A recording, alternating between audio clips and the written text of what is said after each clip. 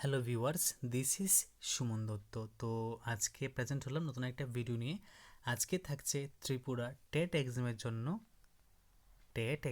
জন্য যে প্যাডাগজি আছে সেখান থেকে কিছু গুরুত্বপূর্ণ প্রশ্ন। তো আশা করব সবাই ভিডিওটা প্রথম থেকে লাস্ট অবধি নিশ্চয়ই দেখবে।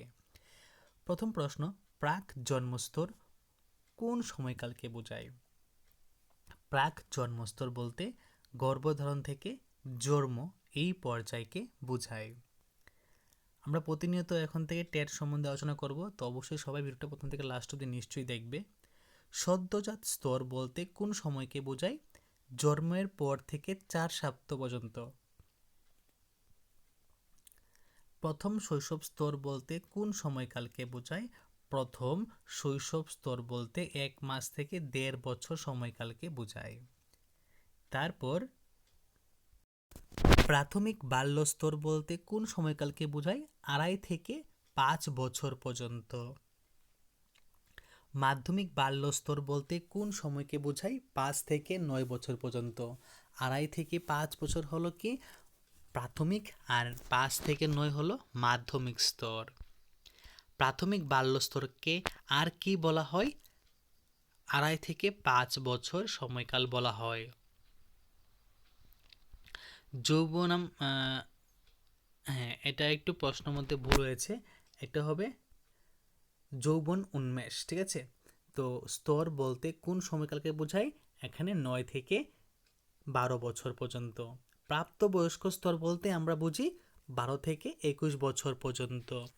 ঠিক আছে, তারপর এই অ্যাডোলসেন্স শব্দটি কোন ধাতু থেকে এসেছে? অ্যাডোলস কেয়ার থেকে। ঠিক আছে, অ্যাডোলসেন্স শব্দটি কোন ভাষার? এটি একটি ল্যাটিন ভাষার। অ্যাডোলসেন্স শব্দটির অর্থ কি? পরিণতির সঙ্গে বিকাশ। ঠিক আছে, বা পরিণতির পথে বিকাশ। প্রাথমিক কৈশোর স্তরের বয়সসীমা 12 থেকে 14 বছর পর্যন্ত। প্রৌঢ় কৈশোর স্তরের বয়সসীমা 15 থেকে 18 বছর পর্যন্ত। বয়ঃসন্ধির প্রবণতা কোন স্তরে দেখা যায়? প্রাথমিক কৈশোর স্তরে দেখা যায়। কি প্রাথমিক কৈশোর স্তরে দেখা যায়। সাইকোলজি অফ অ্যাডোলসেন্স গ্রন্থটি কার? গ্রন্থটি কোলের লেখা।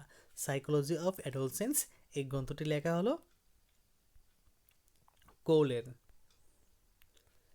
সায়েন্টিফিক ডেভেলপমেন্ট গ্রন্থটি কার লেখা? সায়েন্টিফিক ডেভেলপমেন্ট গ্রন্থটি লেখা হলো জিজার্ড ও রগনির।